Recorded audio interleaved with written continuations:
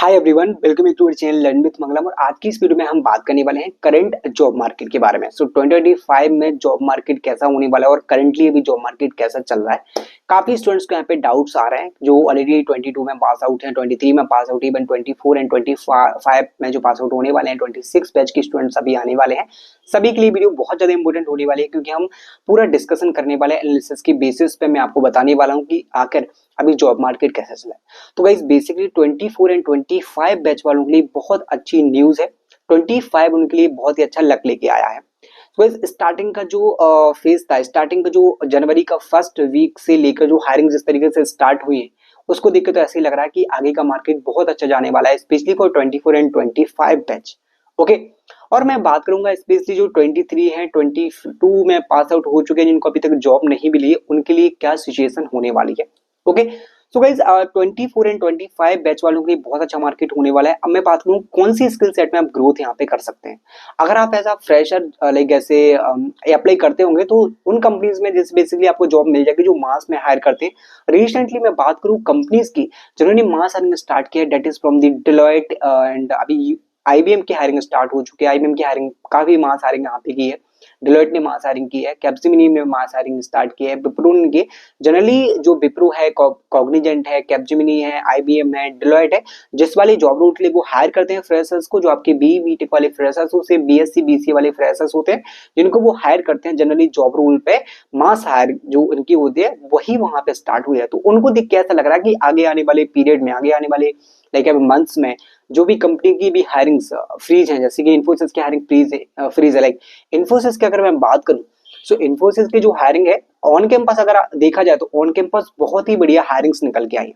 इस बार का प्लेसमेंट जो चल रहा है, प्लेसमेंट जो सीजन है ना, बहुत अमेजिंग जा रहा है। जो मैं देखता रहता हूँ एलएसएस जो मुझे मिलते हैं, लाइक न्यूज वगैरह मुझे मिलती है, क्योंकि I personally connected with so many placement like coordinators and एक placement teams, right. So basically वहां से जो रिजल्ट निकल के आना है ऑन कैंपस में प्लेसमेंट बहुत ही अच्छा हुआ है। कंपनीज हर हर कंपनी आई है, लाइक आईआईटीज में और आईआईटीज में तो डेफिनेटली कंपनीज आती हैं, बट उनके अलावा भी छोटे छोटे कॉलेजेस में भी, टीयर 2 एंड टीयर 3 के कॉलेजेस में भी कुछ सिलेक्शन हुए हैं स्टूडेंट्स के, छोटी मोटी कंपनीज हैं। लाइक इन्फोसिस ने ऑन कैंपस काफी अच्छा यहाँ पे दिया है, काफी अच्छा विजिट किया है। कैप्जेमिनी भी ऑन कैंपस आई है, ऑफ कैंपस भी कैप्जेमिनी ने हायरिंग की है।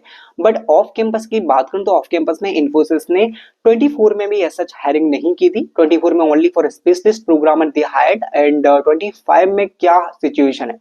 सो 24 को देख के लगता है कि 25 में उनका जो अगस्त और जुलाई वाला पीरियड होता है ना, उसमें आपकी हायरिंग आ सकती है। I am not sure about the Infosys. बाकी की जो कंपनी है जो जनरली हायर करती रहती है, डेफिनेटली कॉग्निजेंट की हायरिंग आएगी। और अभी एक दो महीने में आपका यहाँ पे टीसीएस एनक्यूटी आने वाला है, जो बहुत ही बड़ा एग्जाम होता है, जिसमें बहुत सारे स्टूडेंट्स यहाँ पे सिलेक्ट किए जाते हैं, बहुत सारे स्टूडेंट्स लाइक यहाँ पे एग्जाम के लिए भी बैठते हैं। ओके, सो बहुत ही अच्छा चांस अभी आने वाला है, that is TCS NQT. TCS ने बहुत अच्छी हायरिंग्स की हैं, टीसीएस एनक्यूटी के थ्रू भी हायर करती है, और स्पेशली नॉन टेक्निकल स्टूडेंट्स को भी काफी अच्छे यहाँ पे चांस दिया गया है, क्योंकि लगातार उनकी वॉक इन ड्राइव्स चलती रहती है। हर मंथ मैं देखता रहता हूँ, हर मंथ वॉक इन ड्राइव्स होती रहती है टीसीएस की। ओके, सो अगर आपके पास राइट स्किल सेट है, आपके पास एबिलिटी है इंटरव्यू क्रैक करने की, then I think you can go for interview. आप लिंक्डइन वगैरह पे सर्च कर सकते हैं, टीसीएस के चलते रहते हैं। अगर आप नॉन टेक्निकल बैकग्राउंड से हैं तो स्पेशली टेक्निकल बैकग्राउंड के लिए तो उनकी स्पेसिफिक हायरिंग्स होती रहती है, जिसमें कोई भी अप्लाई नहीं कर सकता है। तो गाइज वो बहुत अच्छा अभी चांस चल रहा है गाइज। जनवरी तो बहुत अच्छा लाइक गया है, तो जनवरी के हिसाब से लग रहा है कि अभी 25 का जो मार्केट है वो काफी अच्छा जाने वाला है। और इसमें गाइज लेकिन कंपटीशन बहुत ज्यादा बढ़ चुका है। अब स्टूडेंट्स को हर कोई चाहता है लाइक डीएससी को, उनको पता है कि डीएससी उनको कहाँ से पढ़ना चाहिए, डीएससी की इंपोर्टेंस पता है, क्योंकि हर कंपनी यहाँ पे जो उनका कोडिंग असेसमेंट होता है उसमें डीएससी के क्वेश्चन रखते हैं। तो हर स्टूडेंट्स को पता है कि हमारा कोडिंग असेसमेंट होने वाला है, सो हर कोई डीएससी पढ़ रहा है, राइट। सो बेसिकली आप डीएससी के साथ डेवलपमेंट भी कर सकते हैं। और guys one important thing, AI भी बहुत ज्यादा आने वाला है, एआई की भी काफी ओपनिंग्स आपको देखने को मिलेंगी। सो आप अपना ग्रोथ कर सकते हैं, you can learn the AI, cloud computing, cloud like topics you can learn. So you can do these things. Extra जो आप करना चाहते हैं तो आप क्लाउड और एआई की चीजें सीख सकते हैं। And even the students who are going with the data science and data analytics, and it is also good but मैं एक चीज आपको बता दूं, जो भी स्टूडेंट्स यहाँ पे डेटा एनालिटिक्स और डेटा साइंस के लिए जा रहे हैं वो मुझसे काफी पूछते हैं कि मैं जाऊं भैया कि नहीं जाऊं डेटा एनालिटिक्स के लिए, वो data as a fresher, right, because they don't have experience. So मैं एक आपको एक एग्जांपल देता हूँ। डेटा साइंस वाली जो फील्ड है वो ऐसा आपकी प्योर टेक्निकल नहीं होती, राइट। उसमें आपका मैथ्स भी होता है, आपसे पाइथन लैंग्वेज यूज करते हैं, तो एज सच प्योर आपकी वहां पे डेटा साइंस में मैथ नहीं होती है। उसमें आपका डेटा साइंस वाला आता है, एक तो डेटा एनालिटिक्स वाला आता है, डेटा एनालिस्ट वाला आता है, डेटा एनालिसिस वाला आता है, मशीन लर्निंग वहीं पे आ जाती है। वो सारी चीजें आपकी वहां पे पूरे डेटा साइंस वाली फील्ड में ही रहती है, राइट। उसमें बहुत ज्यादा कॉम्पिटिशन हो सकता है। क्यों हो सकता है कॉम्पिटिशन? क्योंकि जो आपके नॉन टेक्निकल वाले होते हैं ना, फाइनेंस बैकग्राउंड वाले, वो भी गई डेटा एनालिस्ट की फील्ड में जाने की सोचते हैं, वो आपके बिजनेस एनालिस्ट में भी जाते हैं, वो आपके डेटा एनालिस्ट में जाते हैं, तो वो कर देते हैं, राइट। देखो टेक्निकल में जाएंगे तो टेक्निकल में क्या होता है, टेक्निकल में ओनली टेक्निकल स्टूडेंट्स का कंपटीशन आपको देखने को मिलेगा। अगर आप इस वाली फील्ड में जाएंगे तो नॉन टेक्निकल वाले तो है ही ऑलरेडी वहां पे सीखते रहते हैं, और टेक्निकल वाले भी वहां पे हैं। दोनों का कॉम्बिनेशन मतलब यहाँ कंपटीशन बढ़ने वाला है। और डेटा के लिए मतलब हर किसी को पता है कि अच्छी डिमांड है, हर मतलब कंपनी यहाँ पे हायर भी कर लेती है। वहीं पे आपके एक्सपीरियंस कैंडिडेट मिलने वाले हैं, वहीं पे आपको नॉन टेक्निकल मिलने वाले हैं, वहीं पे आपके टेक्निकल मिलने वाले हैं। तो आप देखो इस फील्ड में कंपटीशन कितना हो गया, राइट। सो बेसिकली अगर आपके पास राइट स्किल सेट है, एडवांस स्किल सेट है, then you can go for data science और डेटा एनालिटिक्स, राइट। सो इस तरीके से डाउट्स काफी स्टूडेंट पूछ रहे थे, तो ये डाउट आपका क्लियर हो गया कि अगर आप जाना चाहते हैं तो आपको कैसे जाना है, राइट। अब कंपटीशन को देख के आपको चल रहा है, राइट, कंपटीशन किस तरीके का भी होने वाला है, तो उसको देख के आप जा सकते हैं अपनी फील्ड में। अदरवाइज मैं यही सजेस्ट करता हूं, जो भी आपको अपॉर्चुनिटी मिल रही है, if you are from the 24 batch 25 batch, then currently जो कंपनीज हायर कर रही है ना, जो हायर करते हैं स्पेशली जो मेंशन करते हैं कि उसमें 24 एंड 25 बैच के स्टूडेंट्स अप्लाई कर सकते हैं, you can grab this opportunity.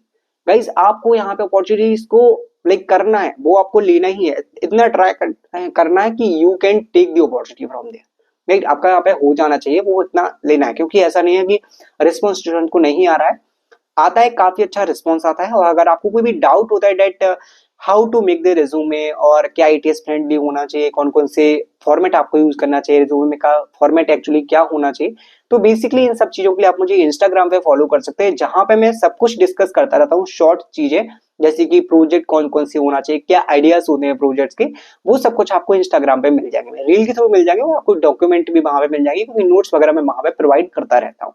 तो आप मुझे इंस्टाग्राम पे डेफिनेटली फॉलो कर सकते हैं।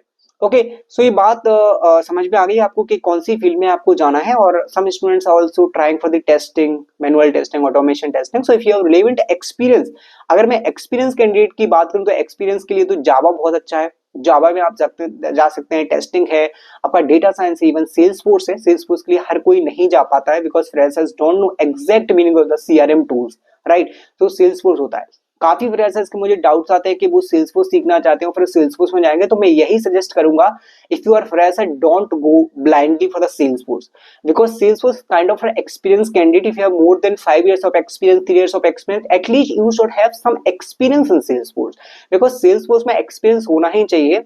आपको आना चाहिए कि Salesforce जो है वो कैसे वर्क होता है, एग्जैक्टली CRM का क्या मतलब होता है, क्या आपका कस्टमर रिलेशनशिप मैनेजमेंट वहां पे होता है सेल्सफोर्स का। Not only the programming logic, program Apex आप सीख लेते हैं, या फिर आपको कुछ टूल्स वगैरह आ जाते हैं, the certification also required for the Salesforce. अगर आप एज अ फ्रेशर जाते हैं तो मतलब काफी सारी चीजें लगती हैं, बहुत डिफिकल्टी वहां पे हो जाती है अगर आप एज अ फ्रेशर जाएंगे। अगर आप एज अ एक्सपीरियंस सेल्सफोर्स सीख के जाते हैं, कहीं से आपको एडवांस नॉलेज है सेल्सफोर्स में already, then you can go for Salesforce. Okay, तो यही सजेशन है। एंड लाइक जो मैं यहाँ पे बताया, लाइक यहाँ पे जो मैंने बात की है बताया है, वो उसके अकॉर्डिंग आपको चलना है। और मैं यही कहूंगा, अब मैं जो इम्पोर्टेंट टॉपिक है उसके बारे में बात करता हूँ, that is for 22 and 23 batch. अब 23 एंड 22 बैच वालों के लिए क्या किया जाना चाहिए जिनको अभी तक जॉब नहीं लगी है, बिकॉज मैंने काफी स्टूडेंट्स को यहाँ पे सजेस्ट किया है, काफी स्टूडेंट्स को पर्सनल गाइड भी किया है। अगर आप लाइक वन टू वन मुझे कनेक्ट करना चाहते हैं तो definitely you can connect with me, okay, on Topmate, जहां पे सेशंस होते हैं, नॉर्मल सेशन, जहां पे आप वन टू वन मेरा डिस्कशन स्टूडेंट्स के साथ चलता रहता है।